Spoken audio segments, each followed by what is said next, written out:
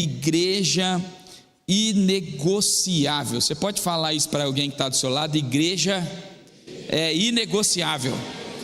Se você estiver perto do marido, da esposa, do filho, do parente, de alguém que você não está, ninguém que é parente é um amigo que está do seu lado. Daí você olha para ele e fala assim: igreja é inegociável. Eu imagino que você não precisa ser um grande exegeta, hermeneuta, para saber o que a palavra inegociável significa, não é isso? O que é inegociável? É que você não negocia. O que você não negocia na sua vida aí? Alguém não negociaria sua família? Família é inegociável, certo? Prioridade para a gente. O que mais que é inegociável para a gente? O que mais? Jesus, saúde, inegociável. E no rol daquilo que é inegociável está a igreja. A igreja é inegociável.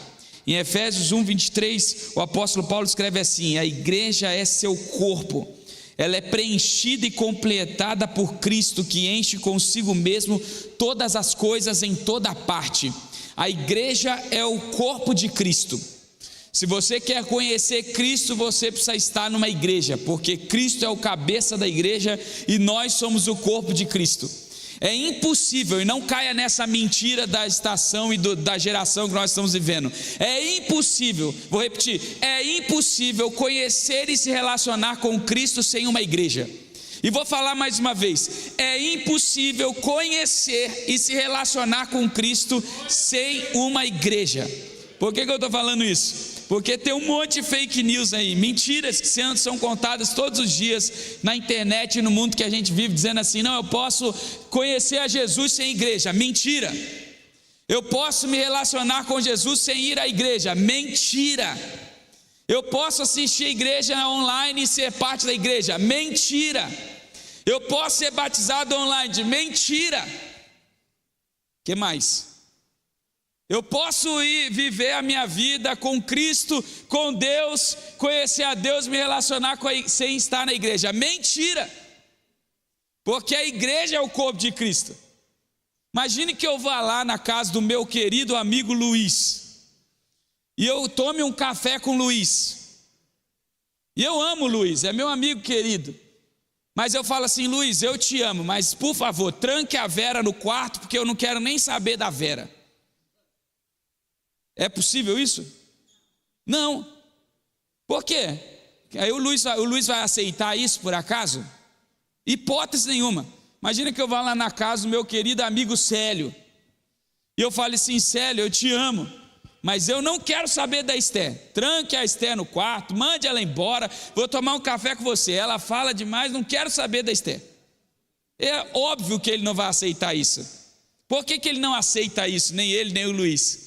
Porque eles amam as suas esposas, eles são uma só carne. E quando eu falo assim: eu não quero saber da Esther ou da Vera, eles vão falar o quê? Você não quer saber nada de mim.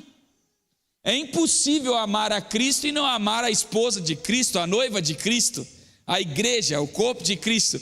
É impossível separar a minha cabeça do meu corpo, tirar a minha cabeça e falar assim: eu gosto da cabeça, mas eu não gosto do corpo. Meu querido doutor Gustavo, existe alguma possibilidade de eu fazer uma cabeça viver sem o resto do corpo, só a cabeça? Impossível. É impossível. A cabeça depende do coração, do pulmão e de outros órgãos para que ele exista. Por acaso, talvez a gente viva de maneira não completa sem um pedaço do pé, sem a perna, sem o braço, sem um olho, sem uma orelha, mas é impossível toda a cabeça e todo o corpo.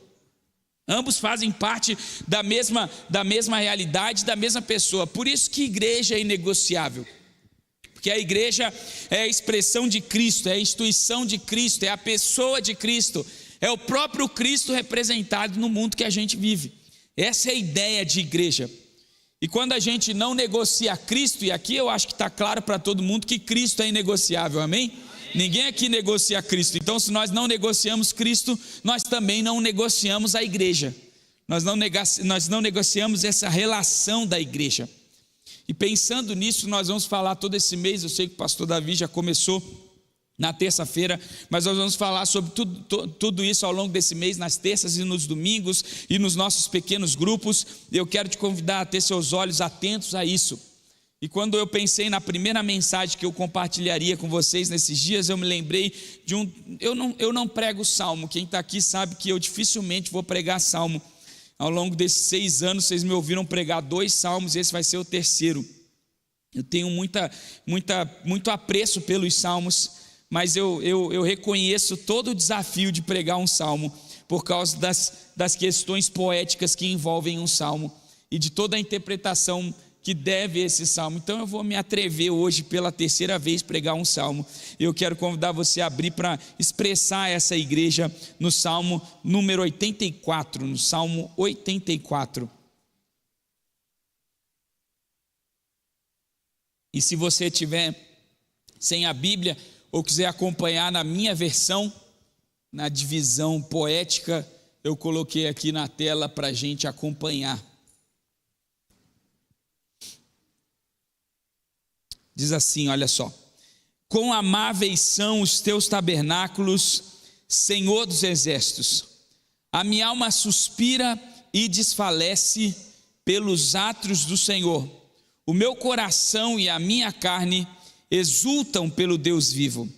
O pardal encontrou casa e a andorinha ninho para si, onde acolha os seus filhotes. Eu, os teus altares, Senhor dos exércitos, Rei meu e Deus meu. Bem-aventurados que habitam em tua casa, louvam-te perpetuamente. Bem-aventurado o homem cuja força está em ti, em cujo coração se encontram os caminhos aplanados, o qual, passando pelo vale árido, faz dele um manancial. De bênçãos o cobre a primeira chuva.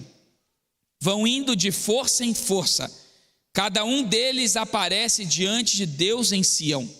Senhor, Deus dos exércitos, escuta-me a oração. Presta ouvidos, ó Deus de Jacó. Olha, ó Deus, escudo nosso, e contempla o rosto do teu ungido, pois um dia nos teus átrios vale mais que 1000. Prefiro estar à porta da casa do meu Deus, a permanecer nas tendas da perversidade, porque o Senhor Deus é sol e escudo, o Senhor dá graça e glória. Nenhum bem sonega aos que andam retamente. Ó Senhor dos exércitos, feliz o homem que em ti confia. Até aqui. Os salmos, eles são muito especiais. Eles são poesias.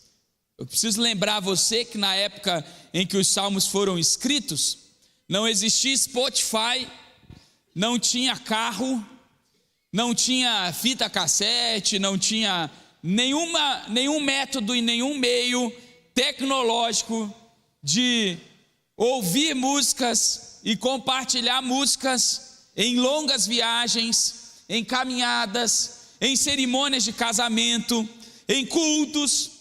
Então a única maneira da gente entreter a nossa comunidade numa viagem, se você tem uma grande família, imagina Jacó viajando com toda a sua família, imagina Abraão viajando com toda a sua família, ou qualquer israelita, porque eles viviam com sua família em uma sociedade patriarcal, em que os filhos só eram liberados de casa, às vezes com a sua família já grande.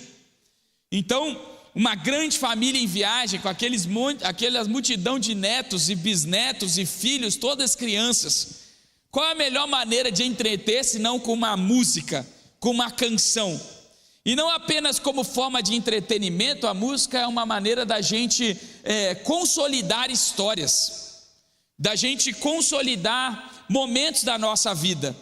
Ontem a gente estava pela manhã, nessa minha peregrinação pelo Brasil e mundo, né? Eu saí sexta-feira do Espírito Santo, até quinta-feira eu estava em Assunção, né? Foram mais de 7.000 quilômetros e dirigi 6.999. Meu pai só dirigiu na divisa de Salto com Guaíra, né? Entre Salto e Guaíra meu pai dividiu, só para passar a divisa. O resto foi tudo eu dirigindo, né? Porque primeiro que eu gosto de dirigir, segundo que ele é mais velho, eu prefiro que ele descanse e eu dirija.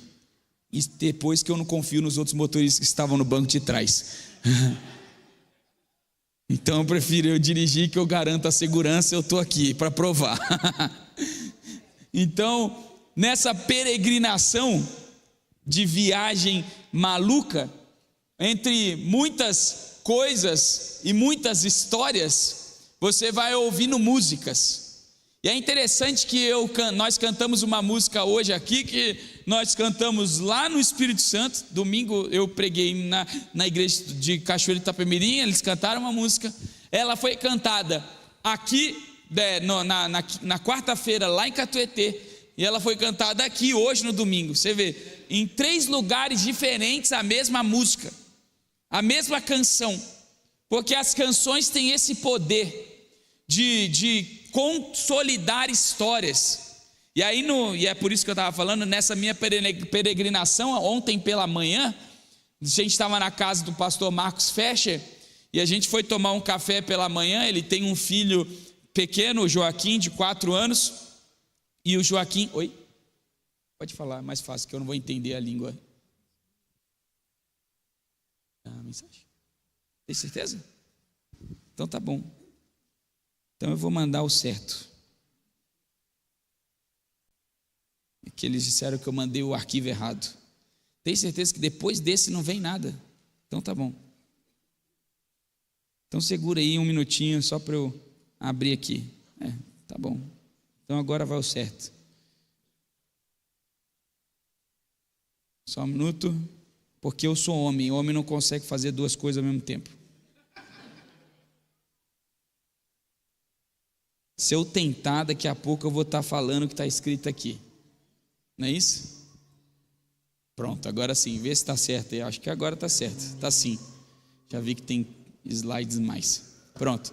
E aí a gente estava tomando um café da manhã, e o Joaquim, a gente foi orar pelo café da manhã, e o pastor Marcos olhou e falou: bispo, o senhor pode orar? Aí meu pai orou.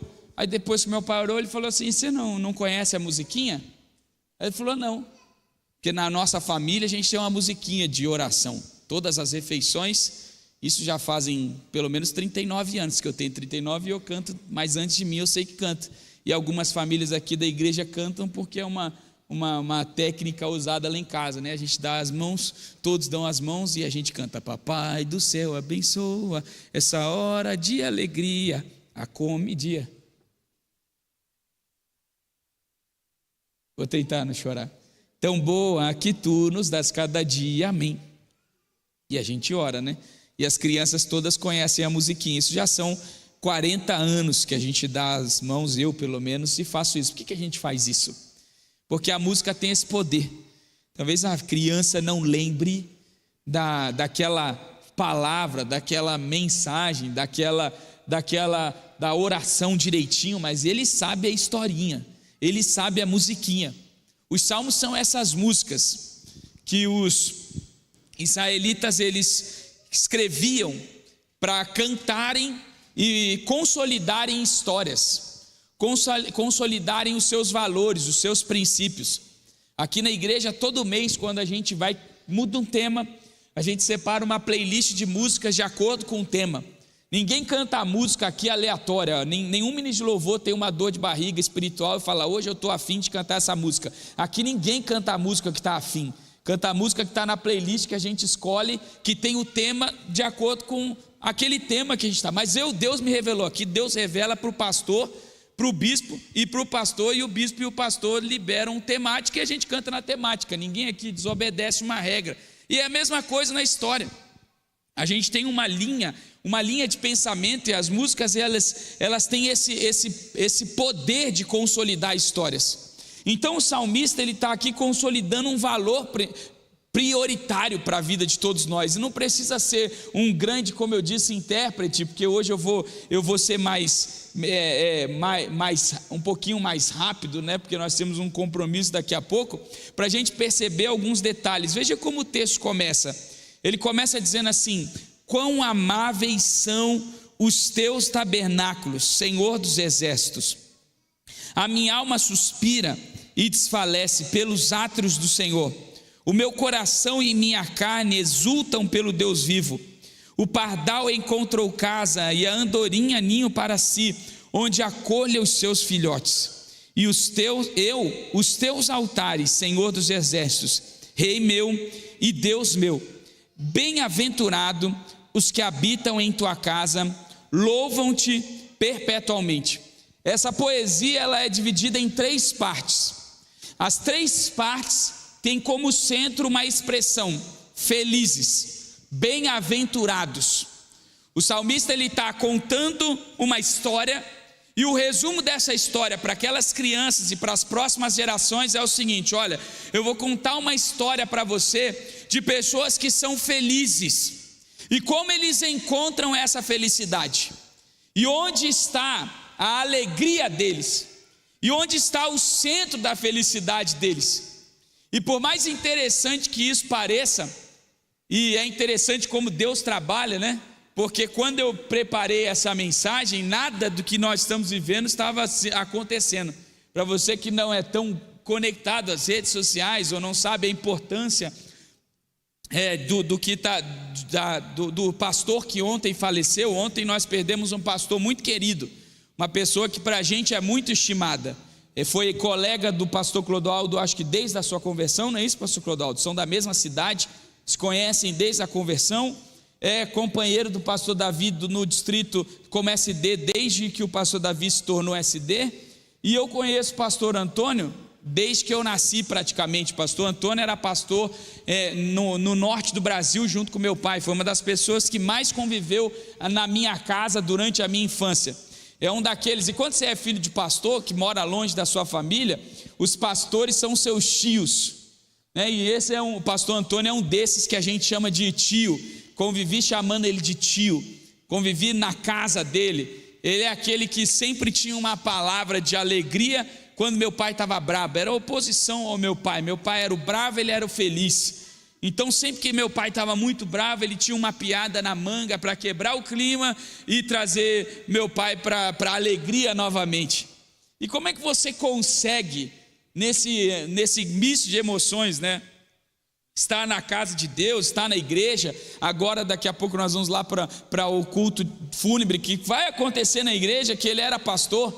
Como a gente consegue nesse caos todo ser feliz e manter a alegria? Como que a gente consegue no meio dessa circunstância toda ser feliz e manter a alegria? Mais ou menos esse é o pano de fundo que o salmista está escrevendo, porque o salmista está falando para pessoas que não são como a gente, que não estão vivendo em um ambiente confortável como a gente. A gente não está no frio extremo e nem no calor extremo. Nós não estamos no meio de um deserto físico, nós não estamos sem casa. Mas as pessoas a quem é direcionado esse salmo viviam circunstâncias de vida completamente cansativas, porque as viagens do deserto, diferente do nosso, que nós viajamos de carro, viajamos de ônibus, de avião, pode não ter um ar-condicionado, mas tem um ar, você fecha a janela, tem um ventinho. As viagens do deserto eram desgastantes demais. Eram dias debaixo de sol quente, dias debaixo de um frio terrível, porque o deserto é esse lugar de extremos. Durante o dia é muito calor, durante a noite é muito frio. A areia do deserto entra na sua sandália. Quem já andou de chinelo no meio de areia sabe o quanto, e no calor sabe o quanto isso incomoda. Os animais se cansam. Não é todo lugar que você tem água, então se você precisa racionar a água no calor, na expectativa de em algum momento encontrar um lago, um oásis para pegar um pouquinho de água. São dias e dias e às vezes meses nesse sol escaldante, nesse frio terrível, para ir à igreja, na sua maioria, porque a peregrinação aqui, a quem o salmista está se referindo, é a peregrinação à casa do Senhor. Hoje todo mundo aqui, por mais longe que more, não gastou mais de 1 hora para vir à igreja. Não veio aqui e na hora que eu senti um pouquinho de frio, eu já conectei, já falei com os diáconos, olha, conecta os aquecedores, porque estava um pouquinho frio para mim, eu imagino que estava para todos nós. Aí a gente, quando estava calor, a gente compra os negócios, coloca a manta, a gente está o tempo todo preocupado, né, que você se sinta confortável nesse ambiente. E isso aqui não é uma peregrinação como a deles. A peregrinação deles era terrível para ir à igreja. Mas nessa peregrinação terrível, nesse lugar, nessa viagem louca, nesse ambiente às vezes de exílio, de perseguição, o salmista consegue escrever assim: olha, bem-aventurado, quão amáveis são, como é feliz, que lugar maravilhoso, que sentimento extraordinário. Olha que coisa, quão amáveis são os teus tabernáculos, Senhor dos exércitos. Ele está no meio de uma viagem longa, cansativa, terrível, mas ele está com os olhos lá no tabernáculo, ele está com o olho lá na igreja, lá na reunião, e ele é capaz de falar assim: olha, sabe o que me motiva a continuar feliz, a continuar viajando, a continuar me levantando no domingo pela manhã, quando eu estou no dia do enterro de uma das pessoas mais queridas da minha história? Sabe o que me motiva a viajar 4, 5 mil quilômetros para vir para um domingo nesse lugar, para pregar o evangelho?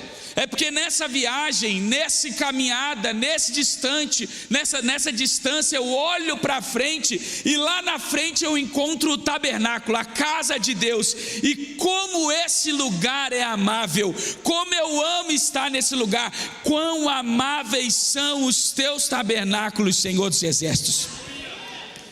Sabe que infelizmente nós vemos uma geração que não ama esse lugar, que não ama a casa de Deus. Quando eu digo esse lugar, não é esse templo aqui não, porque esse aqui é uma representação do que eu estou falando. Não ama a casa de Deus, não ama a presença de Deus, porque se amasse a casa de Deus e a presença de Deus, jamais negociaria um domingo, jamais negociaria um culto. Está frio, meu Deus, está muito frio, não vou hoje não, hoje eu vou assistir no online. Estou com dor de barriga, não, hoje eu vou ficar, porque eu não, já pensou se eu estiver aqui no banheiro?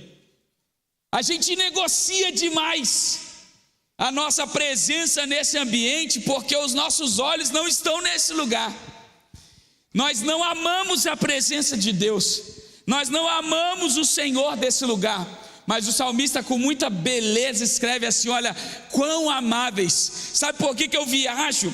Sabe por que os meus filhos, talvez, porque nós estamos falando de dias e meses. Será que ninguém pegou uma gripe? Será que ninguém pegou uma insolação? Será que ninguém em algum momento teve dor nas pernas da viagem longa? Mas ele continua dizendo para os filhos e cantando: quão amáveis são os teus tabernáculos, Senhor dos exércitos. A minha alma suspira e desfalece pelos átrios do Senhor. O meu coração e a minha carne exultam pelo Deus vivo. Sabe por quê? Porque o animal, o pequeno pardal, encontrou casa, a andorinha encontrou nesse lugar ninhos onde acolhe os seus filhotes, e eu achei a minha casa, eu achei o meu lar. O Senhor dos exércitos, o teu tabernáculo, os teus altares são a minha casa. Aleluia! E depois de cantar isso para o Senhor, e que os seus filhos e os seus familiares ouviam, ele agora se vira para os filhos e diz assim: bem-aventurado os que habitam na casa do Senhor, louvam ao Senhor perpetuamente. Ele está dizendo assim: sabe, filhos, nós não podemos morar nesse lugar. Sabe, filhos, que bom seria que nós pudéssemos colocar uma casa nesse lugar. Sabe, família, que bom seria que a gente não precisasse sair daqui, e esse deveria ser o nosso pensamento no final de cada culto e em cada final de semana. Que bom seria se nós pudéssemos montar aqui algumas tendinhas, algumas cabaninhas, e ficássemos unidos todos juntos nesse lugar, adorando ao Senhor e vivendo na presença do Senhor. Felizes aqueles que podem viver na tua casa e que louvam-te perpetuamente. Aleluia! Olha, eu tenho algo para dizer para você. Não existe lugar melhor no mundo do que esse lugar. A praia não é melhor do que esse lugar. A minha casa não é melhor do que esse lugar. E olha que eu gosto da minha casa. A minha família não é melhor do que esse lugar. O melhor lugar do mundo é esse lugar. Felizes são aqueles que habitam na casa de Deus. Aleluia.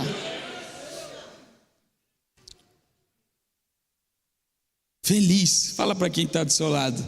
Você é feliz por estar aqui nessa manhã.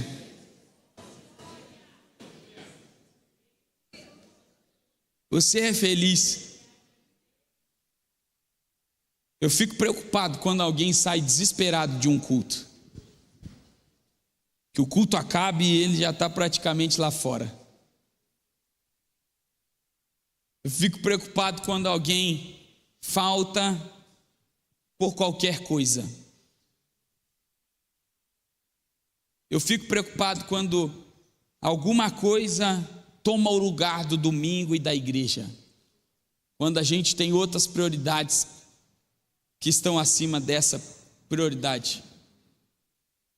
Porque quando eu olho para o salmista, eu olho para a Bíblia, eu olho para a história bíblica e para o Deus da Bíblia, eu olho para pessoas que amam esse lugar e que entendem que não há nada mais precioso do que estar na presença do Senhor.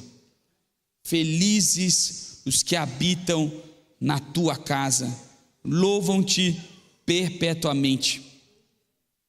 Em tempo de aflição, olha que coisa, em tempos de dores, em tempos de afastamento, em tempos de distanciamento, em tempos de enfermidade,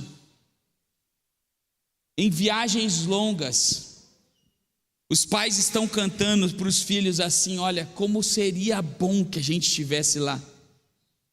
Isso parece tão distante para a gente, porque a igreja é um lugar tão livre para nós.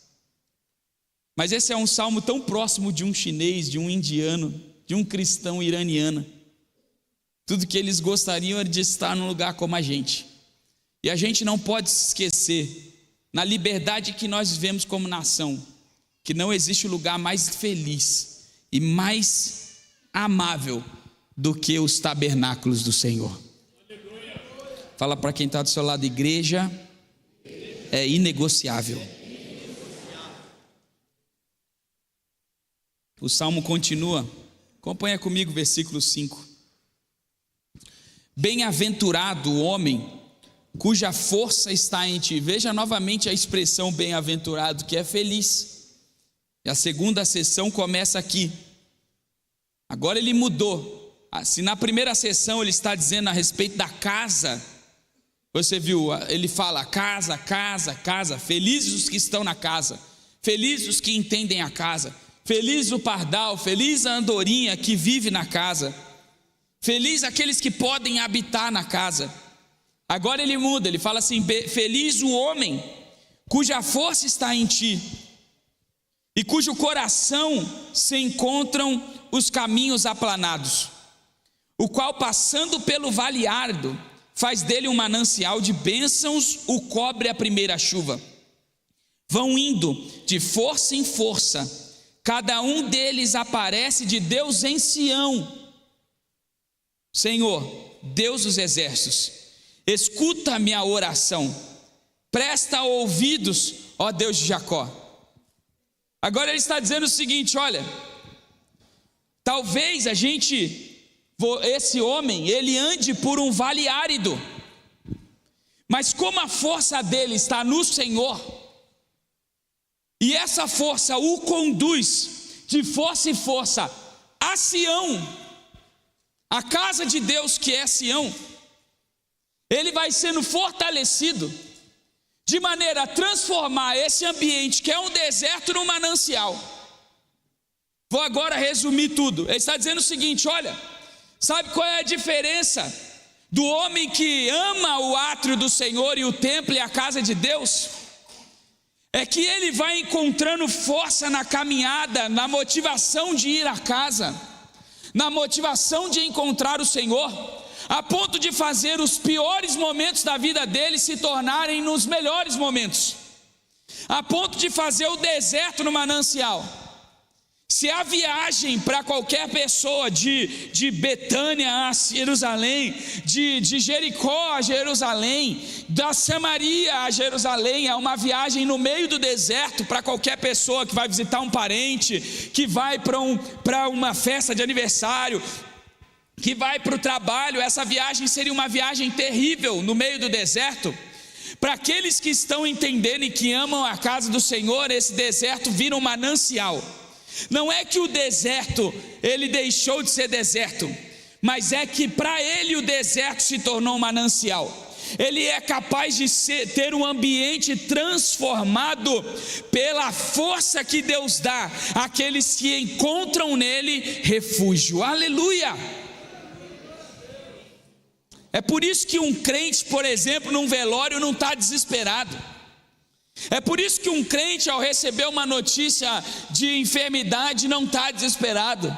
É por isso que um crente, quando a economia está o caos, não está desesperado. Porque ele, se para o mundo o ambiente na sua volta é um deserto na peregrinação da vida, para um cristão o deserto é um manancial, porque essa peregrinação está levando ele para Sião, para Jerusalém celestial, para o encontro do nosso Senhor e Salvador Jesus Cristo. Aleluia! É por isso que Abraão em Gênesis, ele não discute eu sempre falo isso, né? Em Hebreus 11 tem essa interpretação do autor de Hebreus. Eu sempre achei louco da parte de Abraão não escolher a melhor terra. Abraão não escolheu a melhor terra, deixou que Ló escolhesse a melhor terra, e ele continuou andando. Eu falei, que loucura, você está indo para uma viagem que não foi convidado, e você escolhe a melhor terra. Ló é um maluco, e Abraão é mais maluco de deixar ele escolher a melhor terra. E o autor de Hebreus fala, não é por isso que Abraão não escolheu a melhor terra, é porque ele nunca tinha ido para esse lugar. Abraão tinha enxergado a Jerusalém celestial, a Canaã celestial, a Sião celestial, a cidade do Deus vivo, e os olhos dele jamais encontrariam nessa terra algo que fosse mais belo do que a Jerusalém celestial. Irmão, todo domingo é o dia de eu ir para Jerusalém celestial, e o autor de Hebreus fala isso no capítulo 12, quando fala assim, nós não chegamos ao Monte Sinai, nós chegamos a Sião, nós já estamos nesse lugar. A igreja é a alegre reunião dos anjos mais velhos, dos irmãos mais velhos que estão no céu, com os irmãos que estão na terra, adorando a Jesus todos os domingos, celebrando aquele que está vivo. E todo dia, quando eu saio da minha casa para Jerusalém celestial, para a igreja do Senhor, eu olho para esse lugar e eu peregrino na certeza de que o meu destino não é aqui, o meu destino é o céu. A igreja é um pedaço do céu, o lugar onde nós somos fortalecidos na certeza de que estamos caminhando para a direção certa. Todo domingo tem alguém mais desanimado porque amanhã é segunda-feira. No final do domingo, por não crente, ele está pensando assim, amanhã é segunda. No final do domingo, por crente, é a certeza de que ele venceu uma semana, de que ele está indo para Jerusalém celestial, e que ele tem mais uma semana para andar, porque no próximo domingo ele tem a certeza de que ele está indo para o lugar certo. Para o não crente, o domingo é o último dia da semana, para o crente é o primeiro dia da semana. Aleluia! Né? Para o domingo, domingo é o último dia, está acabando agora a minha folga. E para o crente aqui é o primeiro dia da semana, em que ele consagra ao Senhor, em que ele recebe força, e que ele continua destinando a sua vida na direção certa, que é o céu. E aí quando ele chega nesse lugar, é interessante a poesia por causa disso, porque ele sabe que ele vai chegar nesse lugar. E ele não abre, ele está certo, e não é que ele está alheio às dificuldades da viagem, não é que ele está alheio às dores da viagem. Olha o que ele diz no versículo 8: Deus dos exércitos, escuta a minha oração, presta ouvidos, ó Deus de Jacó. Porque ele está falando o seguinte, olha, aqui em cima, da mesma maneira, os versículos anteriores, os versos, porque aqui é uma poesia, os versos anteriores, Eles, ao mesmo tempo que eles são uma palavra profética e de ânimo aos filhos e aos viajantes, eles também são uma motivação para quem está falando. E se para os viajantes ele motiva, para se motivar ele ora assim: Senhor, ouve a minha oração, continua a me fortalecer. Continua a me fortalecer na caminhada para Sião, continua a me dar força, porque bem-aventurado, felizes os homens que encontram em Ti a força. Aleluia! Fala isso para quem está do seu lado: feliz é quem encontra a força na igreja e em Jesus.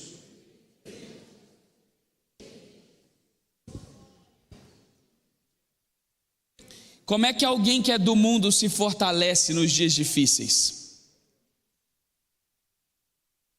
Alguém que não vem na igreja.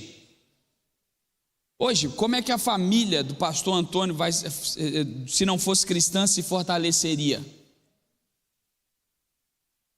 Encontraria motivação. Os amigos. Como que ontem foi encontrado o corpo de 20 pastores e líderes colombianos que foram convidados por uma guerrilha para um falso evento de solidariedade e foram mortos. Estavam 40 dias desaparecidos e ontem foram encontrados mortos em uma vala única. Como que a família e a igreja que esses homens lideravam encontram força? Encontrariam força se não fosse em mais um domingo estar aqui e ter a certeza de que nós estamos indo para Jerusalém celestial. Quando eu venho à igreja domingo após domingo, eu tenho a certeza de que nós estamos indo para o céu. Quando eu venho à igreja domingo após domingo, eu tenho a certeza de que eu estou indo no lugar certo, que o Senhor está me direcionando para o lugar certo. Eu sou fortalecido na minha viagem. E terceiro, olha o versículo 9: olha, ó Deus, escudo nosso, e contempla o rosto do teu ungido, pois um dia nos teus átrios vale mais que 1000. Prefiro estar à porta da casa do meu Deus a permanecer nas tendas da perversidade, porque o Senhor Deus é sol e escudo, o Senhor dá graça e glória. Nenhum bem sonega aos que andam retamente. Ó Senhor dos exércitos, feliz o homem que confia em Ti. Veja, essa é a terceira vez que a expressão bem-aventurado ou feliz o homem aparece. Numa terceira sessão em que o foco da sessão está na proteção divina. Quando a gente lê ali, ele é o escudo. Nós encontramos essa expressão escudo em toda a referência bíblica do Antigo Testamento. Ele é o escudo de Israel, e é assim que ele é chamado. O escudo de Abraão é o escudo da nação. Todas as pessoas que confiam nele são protegidas por ele. Ele é o escudo da fé. A fé é um escudo que defende a nossa mente, a nossa credulidade. E é por isso que o inimigo tanto tenta contra a nossa fé, colocando medo em nós. No meio da pandemia, não vamos para a igreja, porque senão nós não vamos morrer. É o medo é a oposição da fé. Vá aos evangelhos e veja quantas vezes Jesus fala para alguém cheio de medo assim: não tenha medo, tenha fé. Você quer saber o nível de fé que você tem? Veja o nível de medo que você tem, porque a fé é inversamente proporcional ao medo. Quanto mais medos, menos fé. Quanto mais fé, menos medo. A fé faz alguém ir até um monte, a fé faz alguém enfrentar o inimigo, a fé faz alguém entrar numa biqueira, a fé faz alguém ter uma arma apontada, a fé faz alguém adquirir sem recursos, a fé faz alguém não temer a enfermidade, porque a fé é a oposição ao medo. E infelizmente, o que mais o mundo vai querer, e essa geração, e aquilo que nós vemos, o tempo que nós vemos vai fazer é pessoas se tornarem incrédulas, porque ao desqualificar ou desmerecer ou diminuir a fé, eu aumento o medo, eu aumento o nível de medo, e quanto mais medo, mais eu tenho controle. E tudo que o inimigo quer e o mundo quer é nos controlar. Eu tenho medo da economia. Isso é economia, então eu vou guardar os meus recursos. Sabe o que acontece? Se você é da década de 90, você sabe o que acontece. Deixa eu dizer, não existe nenhuma garantia no seu investimento para o seu futuro. Você pode guardar o dinheiro, colocar na melhor aplicação e dar errado. Porque se você tiver com medo de investir em algo por causa da economia, você vai se lascar. É tudo que o inimigo quer. É que você não, o FGTS, isso é o maior engano. O brasileiro ama essas coisas, FGTS, né? Carteira assinada, o maior engano no FGTS. Você está sempre perdendo dinheiro no FGTS. FGTS só te faz perder dinheiro, porque o reajuste é menor que a inflação. Poupança, o reajuste é menor que a inflação, está sempre perdendo dinheiro. E eles estão com o seu dinheiro na mão, porque assim você tem controle. O medo te põe sobre o controle de outros. A fé te põe em liberdade. A fé te coloca no ambiente de liberdade. Quem tem medo fica dentro do barco. Quem tem fé sai do barco. Os discípulos amedrontados estavam dentro do barco. O único corajoso que tinha fé andou sobre as águas. Só isso. A fé te coloca num ambiente que parece seguro, mas que vai naufragar.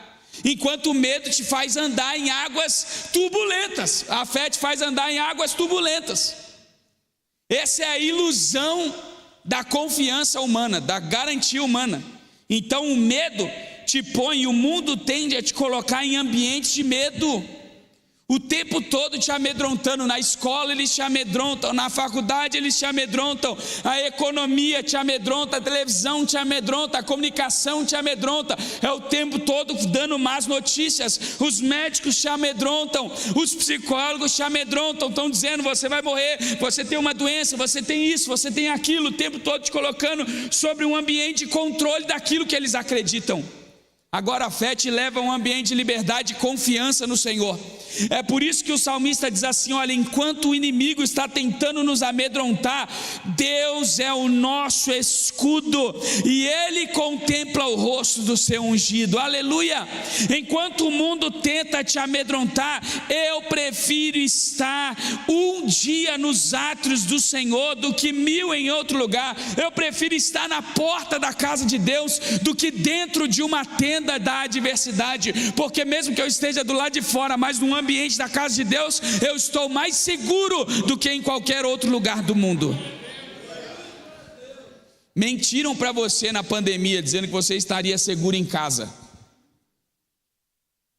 Mentiram para você, dizendo que a sua segurança era uma vacina. E agora eu posso falar, já passou alguns anos, mas eu falava isso lá.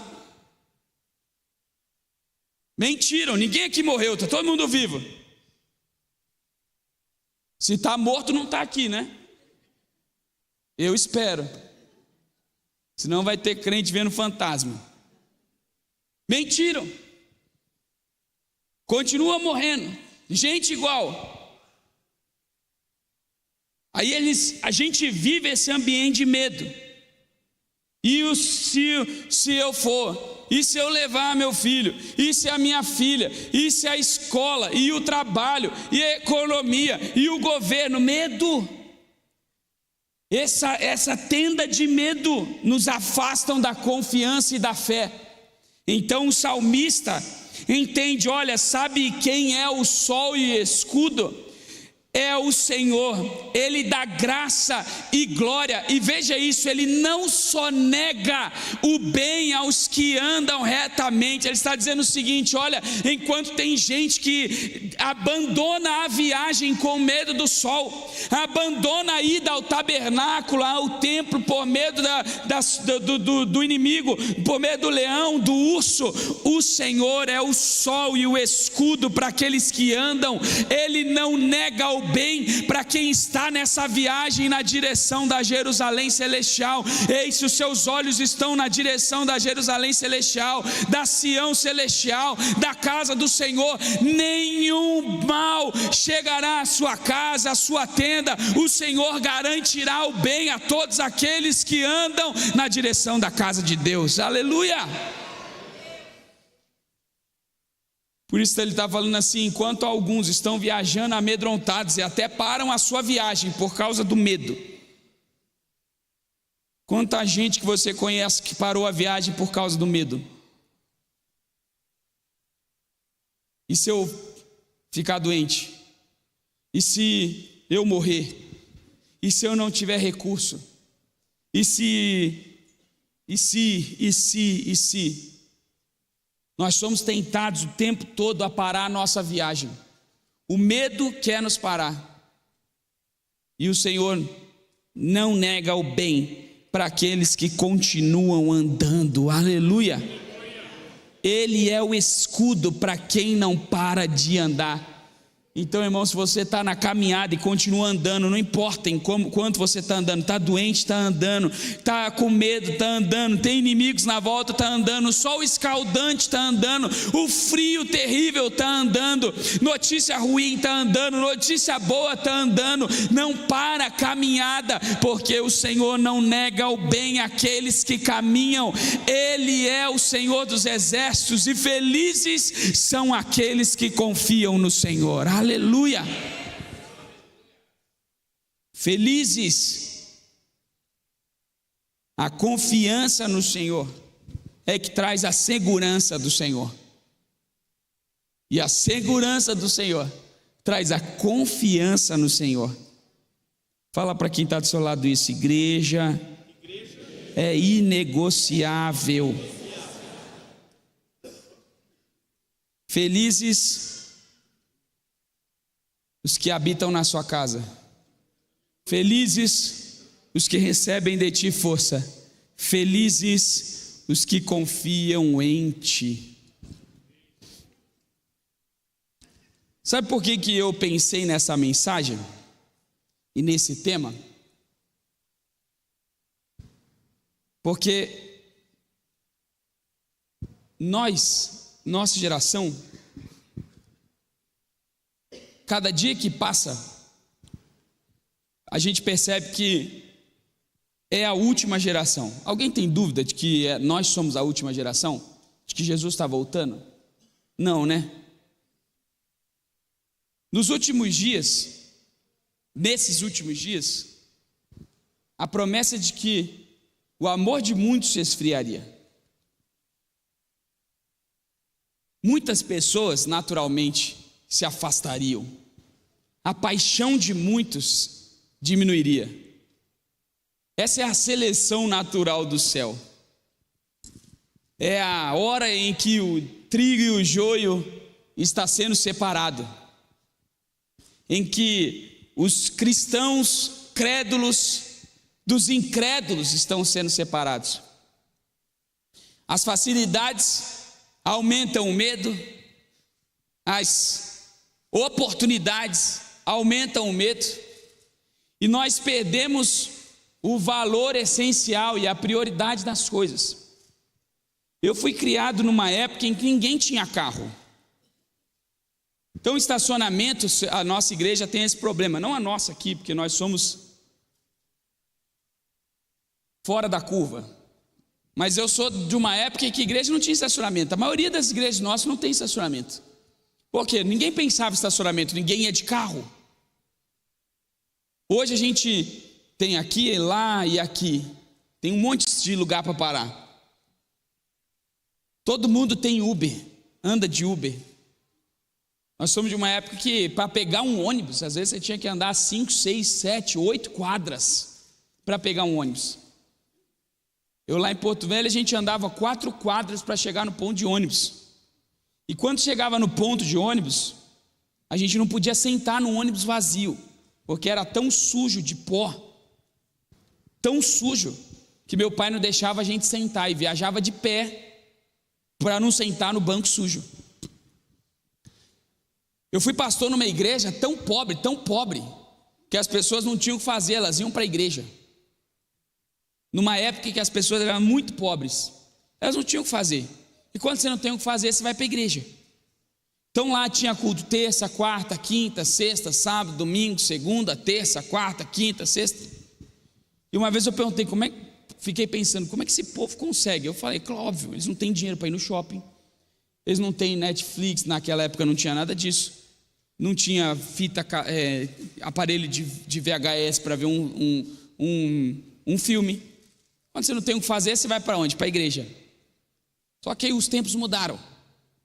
A gente tem carro, a gente tem Netflix, Amazon Prime Video, a gente tem Globoplay, a gente tem Disney Plus, a gente tem Uber, a gente tem tudo e ao mesmo tempo não tem nada. Então a gente está sempre negociando e se auto-enganando, porque o maior problema do humano é a auto-negação, o auto-engano, a auto-sabotagem. Os coaches gostam dessa palavra, né? Auto-sabotagem. A gente está sempre se sabotando. A gente finge e negocia. Bom, não, mas a minha família, né? É a minha família. Lá no fundo você sabe que está errado. Mas a gente fica procurando argumentos para validar aquilo que para a gente se sentir em paz. É igual quando alguém rouba e fala assim, não, mas é por uma boa causa. O IOF, ninguém paga IOF, só os ricos que vão pagar esse IOF. Vai lá, vê lá faz uma comprinha e vê lá no seu banco se a tua comprinha de R$10 não vai ter R$1,90, vai dar 90 centavos de IOF. Todo mundo paga IOF, não tem isso, é percentual.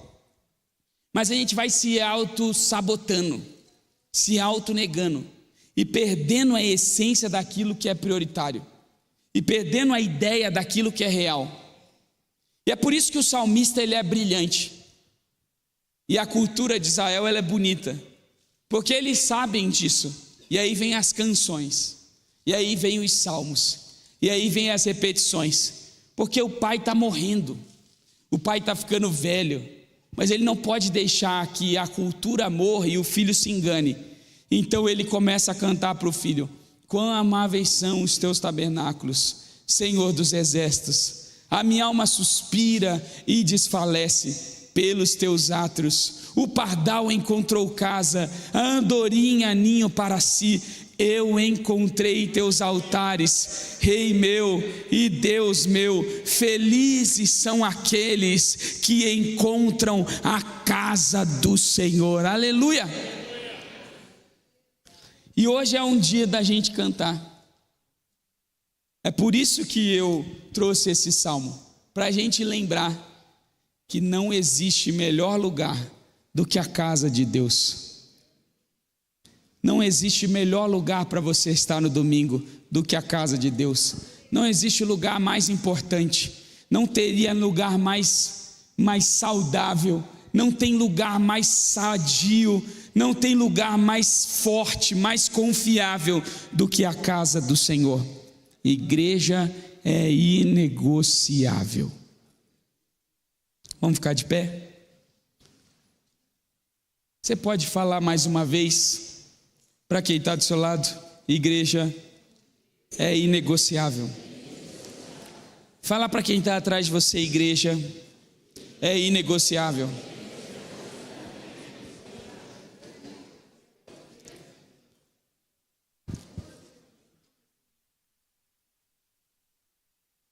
Vamos ser sinceros, hoje numa oração de autoavaliação, para a gente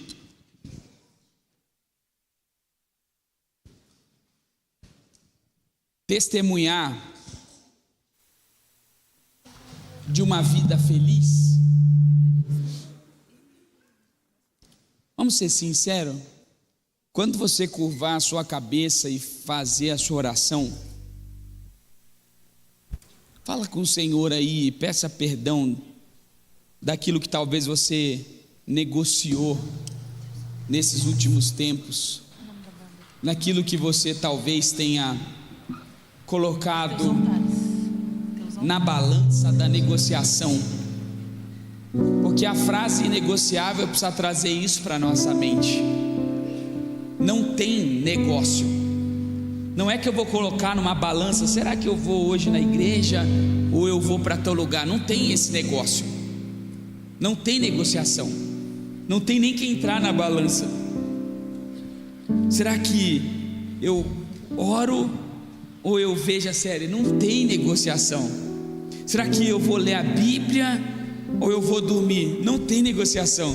Será que eu vou fazer o jejum ou eu vou, que eu tenho uma festa ou eu faço a festa? Não tem negociação. Inegociável significa não vou negociar. Não vai nem entrar na balança. A gente precisa fazer dessa frase uma verdade, e talvez olhar para dentro da gente e perceber que nós em alguns momentos negociamos aquilo que não deveria ser negociado. Se Jesus é inegociável, a igreja é inegociável. Se família é inegociável, igreja é inegociável. Quinta foi meu aniversário. A gente tinha essa agenda marcada, ou quarta, nem sei mais. A gente tinha essa agenda marcada, quinta. E eu fui lá, estava lá em Assunção, no dia do meu aniversário, longe da minha família, longe das minhas filhas, longe da minha igreja, longe dos meus amigos, das pessoas que eu amo. Quando por algum motivo interno nós não podíamos levar a caravana, o bispo então me perguntou: e aí, vamos? Eu falei: vamos. Está na agenda, não está? Está na agenda. Então nós vamos, não tem nem discussão. Aí quando estava acabando o culto, com umas 40 irmãos lá de Assunção, 40, 50 irmãos de Assunção, eles foram levar um presentinho para a caravana, para cada um de nós. Eu fui o último. De repente, quando eles chegam no último, eles vêm com um bolinho na mão, uma velhinha, e cantam parabéns em Guarani para mim. Aí eu me deram a palavra, eu falei: olha, tem muita gente pensando hoje que eu estou longe da minha família no meu aniversário, que eu deveria estar com as minhas filhas, com a minha mãe, com a minha esposa, mas eu estou com a minha família no meu aniversário. A igreja é a minha família. Quem não deixar pai, mãe e irmãs por amor do Senhor não é digno do Senhor. Vocês são minhas famílias. Quando chegar no céu, não tem Kézia, Esther, Elisa, Eloá, tem vocês. Elas vão estar no céu como minhas irmãs, assim como vocês. Igreja é inegociável. Vamos orar? Curva a sua cabeça, fala com Jesus.